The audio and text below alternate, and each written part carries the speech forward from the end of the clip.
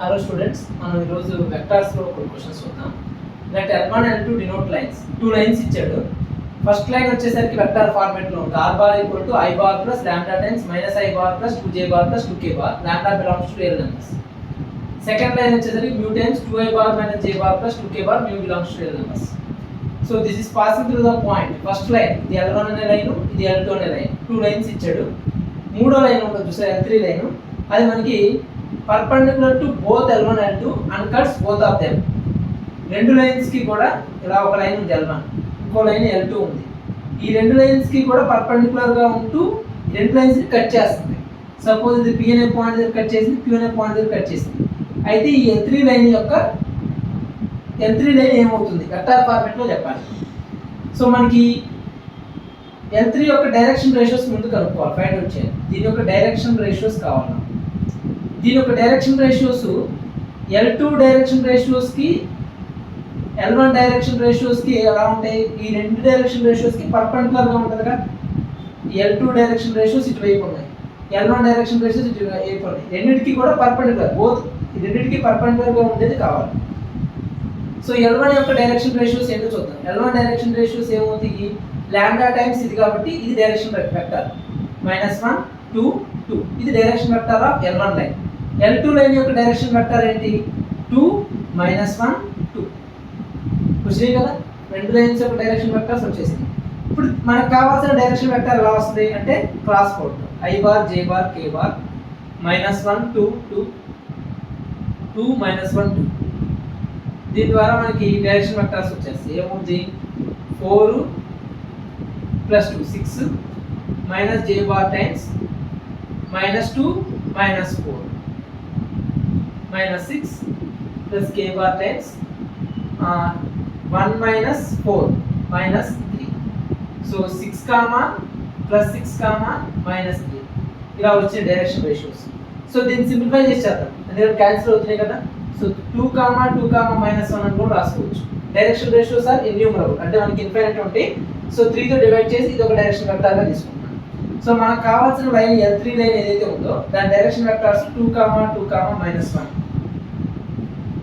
ఇంకోటి ఏమి ఇచ్చాడు మనకి కండిషన్ ఏంటంటే this line is not only perpendicular to lines but also cutting them. ఆ రెండింటిని కూడా ఇంటర్సెక్ట్ చేస్తుంది. కట్స్ ద లైన్స్ అంటే P పాయింట్ Q పాయింట్ యొక్క పాయింట్ ఆఫ్ ఇంటర్సెక్షన్స్ మనకి ఫైండ్ అవుట్ చేయొచ్చు. ఇప్పుడు L2 మీద ఉన్న నాకు Q, సపోజ్ L1 అనే లైన్ ఉంది. L1 కి L3 కి మధ్య పాయింట్ ఆఫ్ ఇంటర్సెక్షన్ P అన్నది. P అనే పాయింట్ ఎలా వస్తుంది?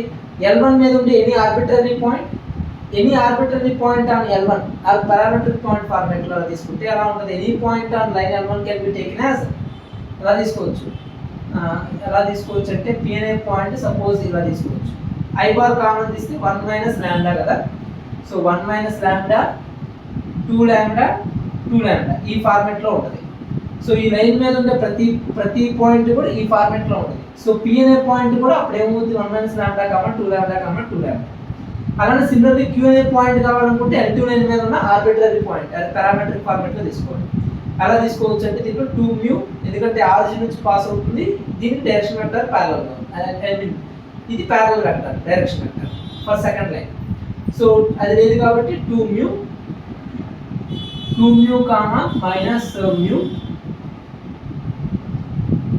2μ ఇలా వచ్చింది. 2μ -μ 2μ. ఇది P అనే పాయింట్ Q అనే పాయింట్. ఈ రెండింటికి మధ్య ఇప్పుడు డైరెక్షన్ వెక్టర్ అనుకుందాం. PQ బార్ మనకి ఏమవుతుంది? ఈ రెండింటికి మధ్య డైరెక్షన్ వెక్టర్ ఈ L3 లైన్ యొక్క డైరెక్షన్ వెక్టర్స్ కి ఎక్కువ ప్యారలల్ ప్రపోర్షనల్ గా ఉంటాయిగా. సో 2, 2, -1 తెలుసు. ఈ రెండు పాయింట్ల ద్వారా మనకి డైరెక్షన్ వెక్టర్ ఆఫ్ L3 కూడా వస్తుంది. ఎలా అంటే PQ బార్. ఇప్పుడు P అనే పాయింట్ L1 మీద ఉంది, L3 మీద కూడా ఉంది. Q అనే పాయింట్ L2 మీద ఉంది, అదే విధంగా L3 లైన్ మీద కూడా ఉంది. సో అందువల్ల PQ మధ్య డైరెక్షన్ రేషియోస్ తీసుకుంటాం. సో PQ బార్ ఏమవుతుందంటే 2μ -1, లేదంటే PQ తీసుకోవచ్చు లేదా QP తీసుకోవచ్చు, ఎలాంటి తీసుకోవచ్చు. సో PQ బార్ రాసాం కదా మనం. 2μ -1 + లాంబ్డా -μ -2 లాంబ్డా 2μ -2 లాంబ్డా. ఇవి మనకి డైరెక్షన్ రేషియోస్. ఇప్పుడు ఈ రెండు ఈ ప్రపోర్షనల్ గా ఉంటాయి. So 2μ -1 + lambda 2 equal to -μ + 2 lambda by 2 2 equal to 2 times mu minus lambda by -1. So ఈ మూడు ప్రపోర్షనల్లో ఉన్నాయి. సో చూసారు డైరెక్షన్ రేషియోస్.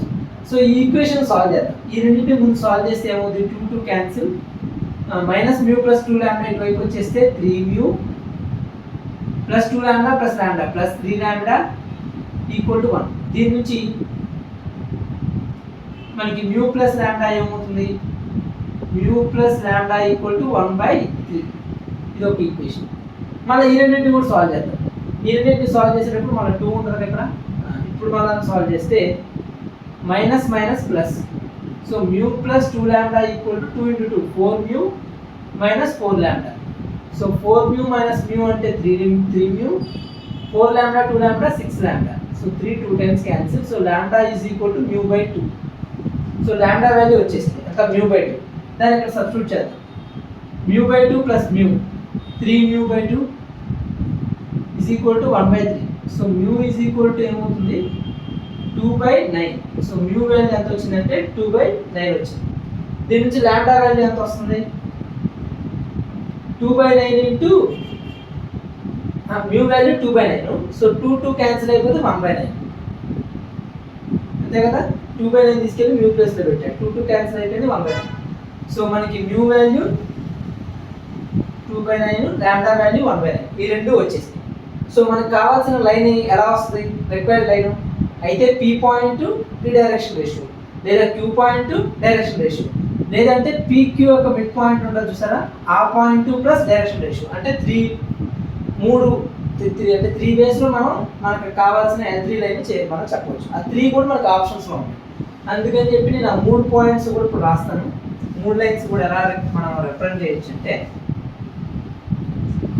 ఫస్ట్ ఈ పీ పాయింట్ తీసుకున్నాం. ఏమవుతుంది 1 - 1/9 అంటే 8/9.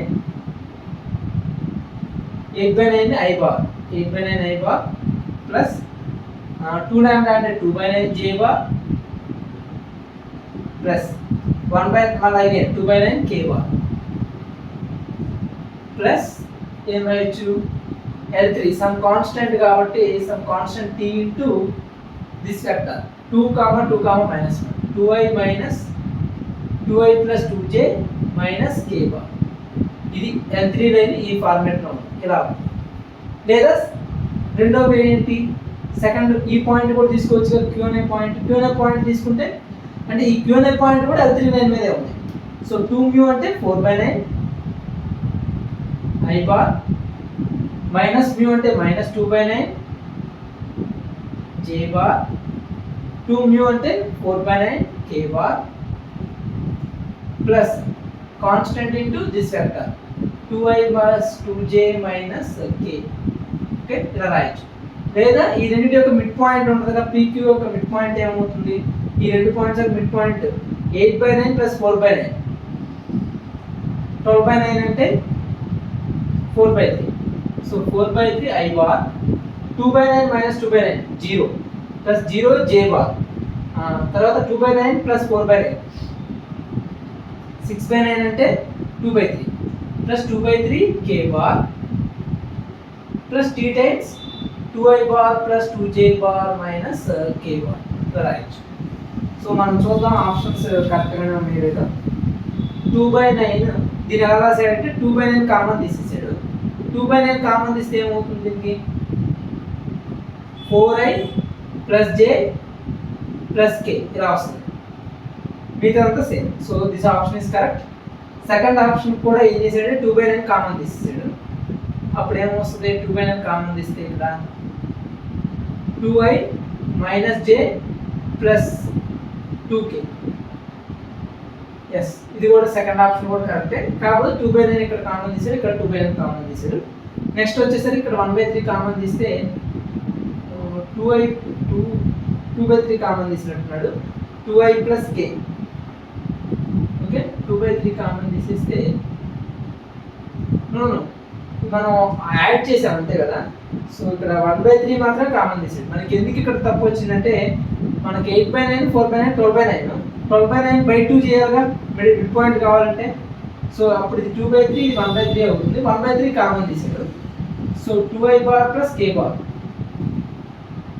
వచ్చింది. ఓకేనా, ఇది థర్డ్ ఆప్షన్. సో 3 ఆప్షన్స్ ఉంటాయి. సో పీ పాయింట్తోనూ ఒక వెక్టార్ రాశాడు, క్యూ పాయింట్తో రాశాడు, మిడ్ పాయింట్తో కూడా ఒక వెక్టార్ రాశాడు. సో ఇది ఇంపార్టెంట్ క్వశ్చన్. నెక్స్ట్ ఇంకో క్వశ్చన్ చూద్దాం. సో 2 లైన్స్ ఇచ్చేసి third line perpendicular to both and cuts both of the lines. Perpendicular to both అనగానే మనకి ఈ లైన్ డైరెక్షన్ రేషియోస్ తీసుకున్నాం. థర్డ్ లైన్ యొక్క డైరెక్షన్ రేషియోస్ని ఏమవుతాయి అంటే ఈ రెండు డైరెక్షన్ రేషియోస్ పర్పెండిక్యులర్గా ఉంటాయి. సో పర్పెండిక్యులర్ టు L1 అంటే perpendicular direction ratios of L1, perpendicular to L2 అంటే perpendicular to lines direction ratios of L2. రెండింటికి సైమల్టేనియస్గా పర్పెండిక్యులర్గా ఉందంటే క్రాస్ ప్రోడక్ట్. క్రాస్ ప్రోడక్ట్ ద్వారా దీని డైరెక్షన్ రేషియోస్ 2 2 -1 వచ్చేసింది. తర్వాత P point Q point parametric ఫార్మాట్లో తీసుకున్నాం. సో పీ క్యూ పాయింట్స్ ద్వారా మనకి డైరెక్షన్ రేషియోస్ ఈ డైరెక్షన్ రేషియోస్ ప్రపోర్షనల్గా ఉంటాయని చెప్పి రాయడం ద్వారా మనకి lambda value mu value unknowns వచ్చేసింది. అంటే ఈ 2 పాయింట్ వచ్చేసింది, మిడ్ పాయింట్ వచ్చేసింది. సో మనకి పాయింట్ దాని యొక్క ప్యారలల్ వెక్టర్ ఈ రెండు ఉంటే మనకి ఏం రాయొచ్చు, ఆ యొక్క లైన్ యొక్క వెక్టర్ లైన్ యొక్క ఈక్వేషన్ మనం రాయడం చేసాం. ఓకేనా, నెక్స్ట్ ఇంకో క్వశ్చన్ చూద్దాం.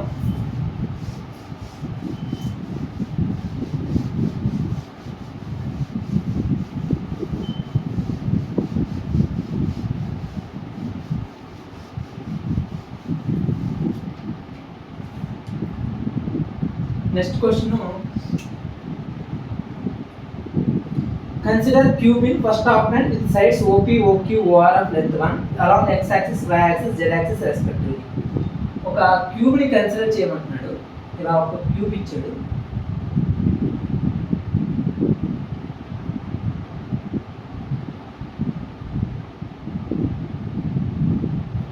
అలాంగ్ x యాక్సిస్, ఇది x యాక్సిస్, ఇది y యాక్సిస్, ఇది z యాక్సిస్. సో ఒక క్యూబ్ అనేది తీసుకున్నాడు.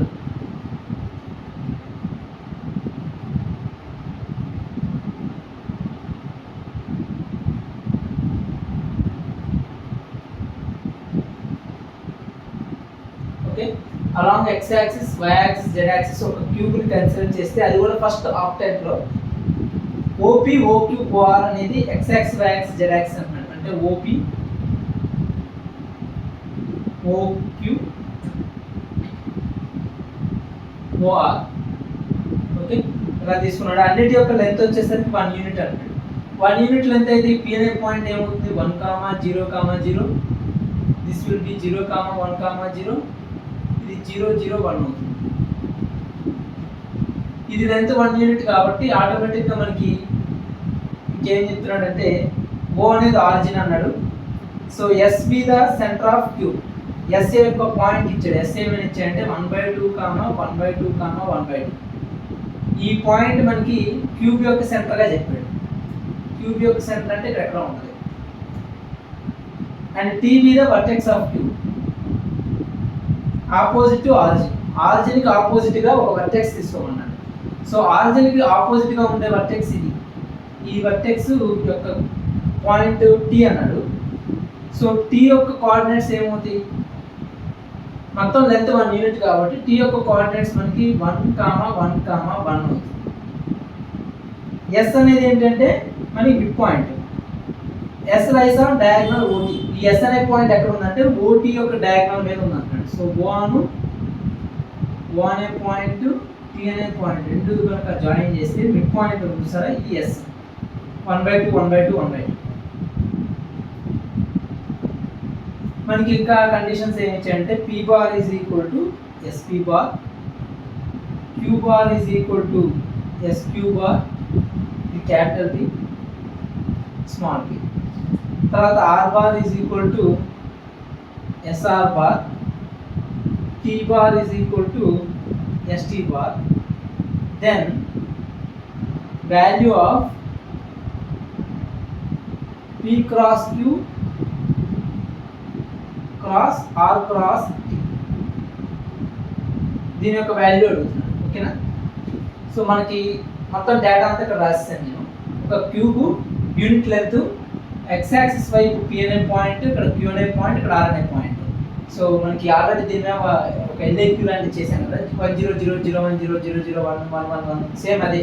కాకపోతే మిడ్ పాయింట్ ఆఫ్ క్యూబ్ ఇచ్చాడు కదా, 1/2, 1/2, 1/2. P బారు, Q బారు, R బారు, T బార్ ఇవైతే P cross Q, R cross T కనుక్కున్న తర్వాత మళ్ళీ ఈ రెండింటికి క్రాస్ ప్రోడక్ట్ చేసి వాటి యొక్క మ్యాగ్నిట్యూడ్ అడుగుతున్నాడు మాడ్యులస్. సో నేనైతే ఇక్కడ ముందు ఎస్పీ బార్ కనుక్కున్నాను. ఎస్ పాయింట్ మనకి తెలుసు, పీ పాయింట్ తెలుసు, ఎస్పీ బార్ ఇక మనకి కావాల్సింది. ఇక ఎన్ని కోఆర్డినేట్స్ తెలిస్తే ఇక ఐపీ ప్రాబ్లం లాగా. ఇక పీ బార్ ఇప్పుడు ఎస్పీ బార్ అంటే ఏం చేస్తాం మనం, ఓపీ మైనస్ ఓఎస్ అంటే ఈ రెండు సబ్ట్రాక్ట్ చేయాలి. ఈ రెండు సబ్ట్రాక్ట్ చేస్తే ఏమొస్తుంది, 1 మైనస్ 1/2, 1/2, 0 మైనస్ 1/2, మైనస్ 1/2, మైనస్ 1/2. ఇది పీ బార్. క్యూ బార్ ఏం వస్తుంది, ఎస్ క్యూ బార్ అంటే ఎస్ ఇది, క్యూ ఇది. ఈ రెండింటి మధ్య subtraction. 0 minus 1/2, minus 1/2, 1 minus 1/2, 1/2, minus 1/2. ఇది క్యూ. అలానే R bar point. R bar point ఏమొచ్చింది, ఎస్ఆర్ బార్ అంటే OR bar minus OS bar. ఈ రెండింటి మధ్య పొజిషన్ వెక్టర్స్ మధ్య డిఫరెన్స్. 0 minus 1/2, 0 minus 1/2, 1 minus 1/2, 1/2. ఇది మనకి ఎస్ఆర్ బార్. తర్వాత టీ బార్, ఇదేమవుతుంది ఎస్టీ బార్ అంటాడు.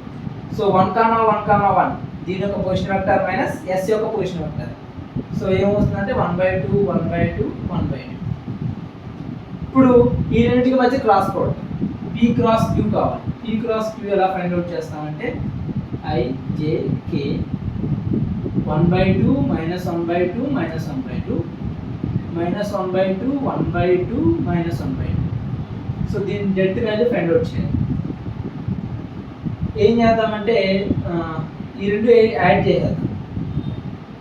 యాడ్ చేసేస్తే ఏమవుతుంది, డెప్త్ వాల్యూలు అంతా డైరెక్ట్గా ఫైండ్ అవుట్ చేద్దాం. ఐ బార్ కామన్ ఇస్తే ఏమవుతుంది, AD minus BC minus minus plus 1/4 plus 1/4 minus j bar 1/2 minus 1/2 minus 1/4 minus 1/4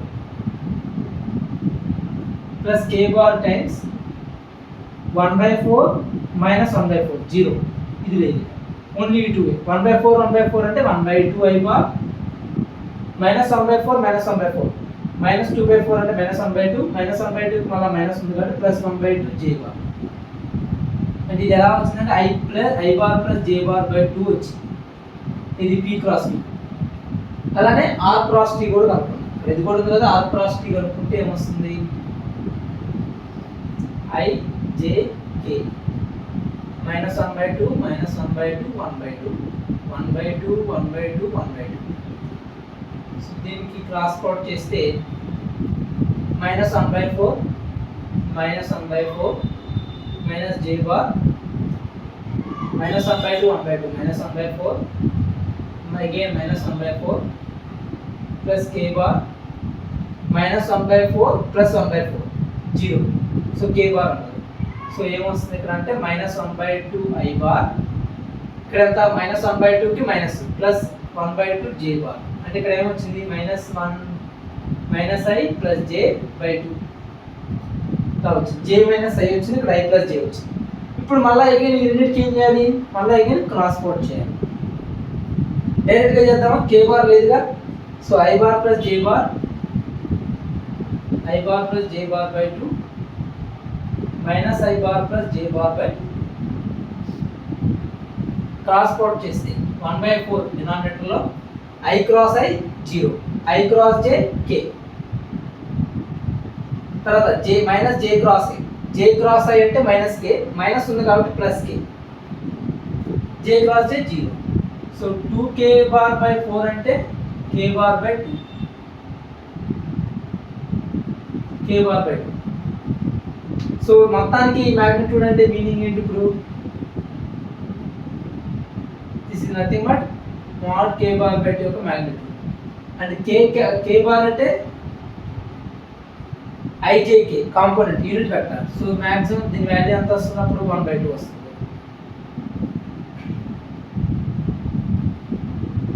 కరెక్ట్గానే చేసాం కదా.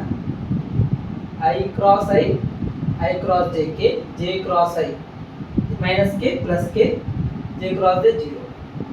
So 2k by 4 k by 2 mod plus value 1/2. This is the okay. Thank you very much.